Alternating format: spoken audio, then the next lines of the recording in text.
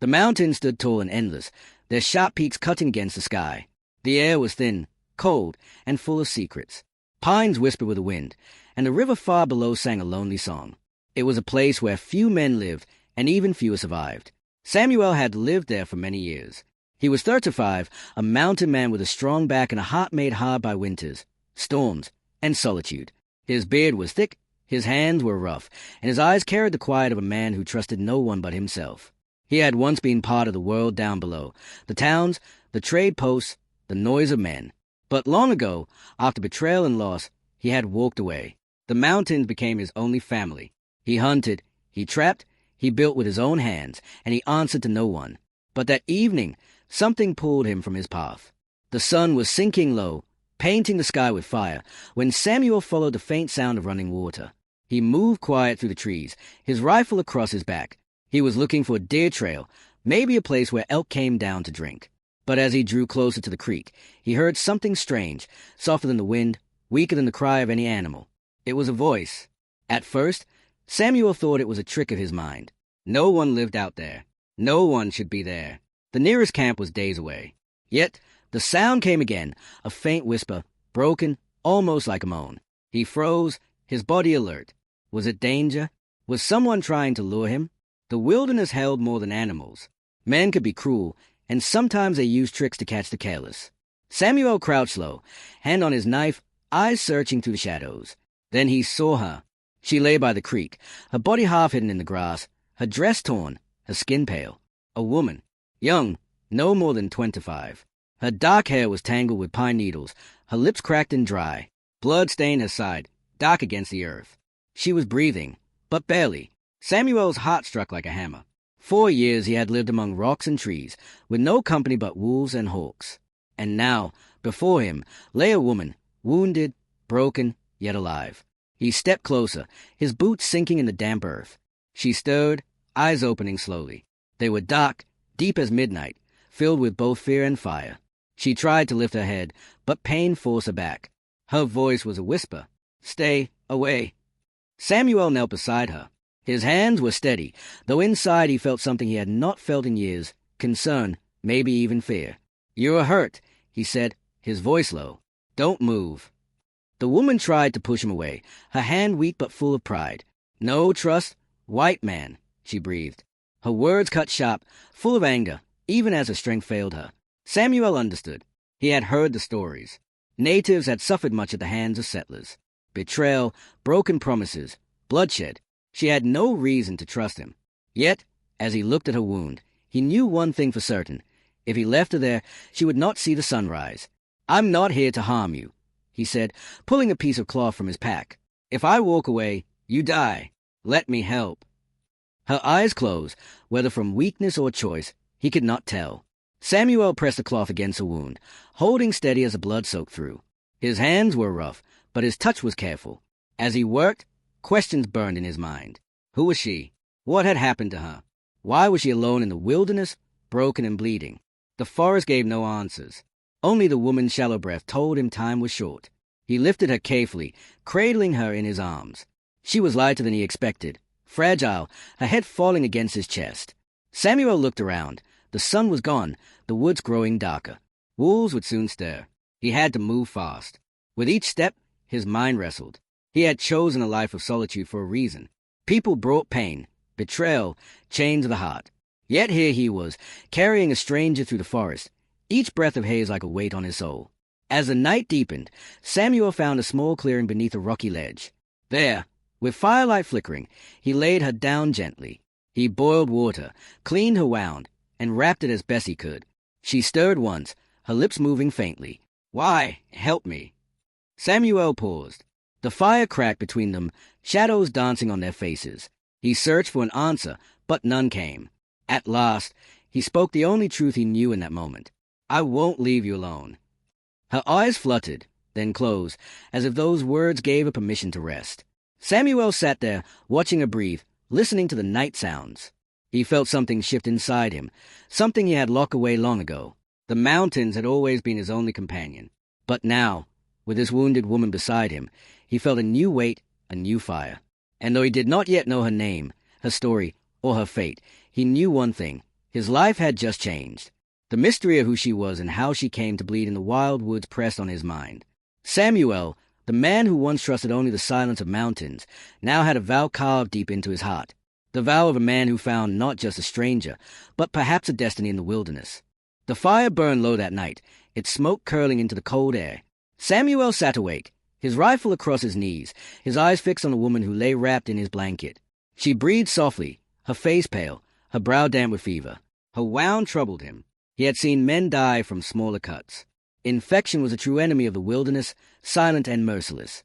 Samuel prayed she would survive the night.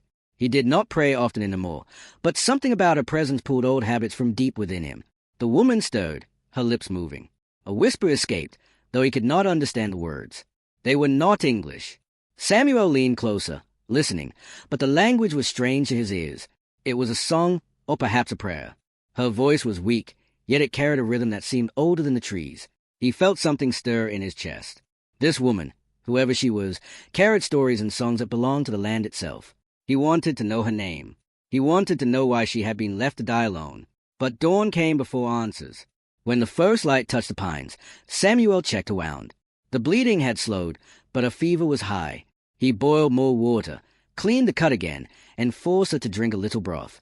Her dark eyes opened once, full of pain yet sharp with spirit. "You saved me," she whispered. Her voice was rough, broken, but strong enough to carry weight. Samuel shook his head. "Not yet. You must fight. I can only keep you alive if you want to live." The woman's eyes closed again, and a tear slipped down her cheek. "I want to live," she whispered. "But danger follows me." Those words filled Samuel with curiosity. Who hunted her? What danger was so great that she would rather die in the forest than be caught? He asked her, but she gave no answer. Silence was a shield. The days of healing. The days passed slowly. Samuel kept her hidden in his cabin, a small shelter he had built deep among the rocks. He hunted rabbit, gathered herbs, and boiled bitter teas to fight her fever. At first, she spoke little, but slowly, as her strength grew, she shared pieces of her story. Her name was Iona. She was from a tribe many valleys away. She had been betrayed, traded as a prize in a conflict she did not choose. Men from another tribe had struck her down and left her for dead. She had crawled for days before Samuel found her. Her voice shook when she spoke of it, but her eyes burned with fire. "They will come," she said one night, her gaze fixed on the door. "They will not leave me free." Samuel felt a weight settle in his chest. He had chosen a life away from men, away from their wars and betrayals. Yet here was war at his doorstep. Here was danger he had not asked for. But when he looked at Iona, fragile yet strong, broken yet unyielding, he knew one thing. He could not turn her away. Storm and shadows. Weeks passed. Her wound healed slowly. She could walk again, though she leaned on Samuel's arm for balance. She began to laugh at small things, the way Samuel cursed at burnt stew, the way his beard caught snowflakes, the way he muttered to himself when fixing traps. For Samuel, her laughter was like sunlight breaking through endless clouds. He had forgotten what it felt like to share silence with someone who was not a wolf or a hawk. But the mountains were not safe. One cold evening, Samuel found tracks near the cabin. Human tracks. He returned quickly, his face hard. "They are near," he told her. "Man!" Iona's eyes widened, fear and anger mingling. "They have come for me." Samuel loaded his rifle, every muscle tense. He could walk away. He could vanish deeper into the mountains, as he had done all his life. But when he looked at her, standing there with firelight on her face, he knew he could not leave her. "I told you once," he said quietly. "I won't leave you alone. Not now, not ever." That night, he stood guard outside the cabin. Snow fell heavy, blanketing the forest in silence. Shadows moved between the trees, but none dared come close to fire. Samuel's rifle stayed ready, his vow burning hotter than the flames. A new bond. The danger did not vanish, but neither did their bond. With each passing day, Samuel and Iona grew closer. She taught him words from her language, soft syllables that rolled like rivers. He taught her how to set snares and how to read the tracks of elk in snow. Together they shared food, fire, and stories. Samuel told her little of his past, only that men had betrayed him once, and he had chosen solitude to heal his wounds. Iona listened with quiet understanding. "You hide in mountains," she said softly one night. "I hid in my tribe. Both of us ran from pain, but the mountains brought us together." Samuel looked at her then, and something in his chest ached. He had thought himself a man of stone, untouchable, unreachable. Yet here was a woman who had suffered as he had, and somehow, together, they found strength. The final test. Spring came at last. The snow melted, rivers swelled, and life returned to the forest. Iona's wound had healed, leaving only a scar. She could walk strong now, her step steady, her eyes bright. But danger still hunted them. One evening, as the sun dipped low, voices echoed through the trees. Samuel and Iona froze. Men approached, their shadows moving between the pines. "They are here," she whispered, fear tight in her voice. Samuel's hand tightened on his rifle. "Stay behind me." The men came into view, 3 of them, hard-faced and armed. Their eyes found Iona, and cruel smiles spread across their lips. "She's ours," one spat. Samuel stepped forward, tall and unyielding. "You'll take her over my dead body."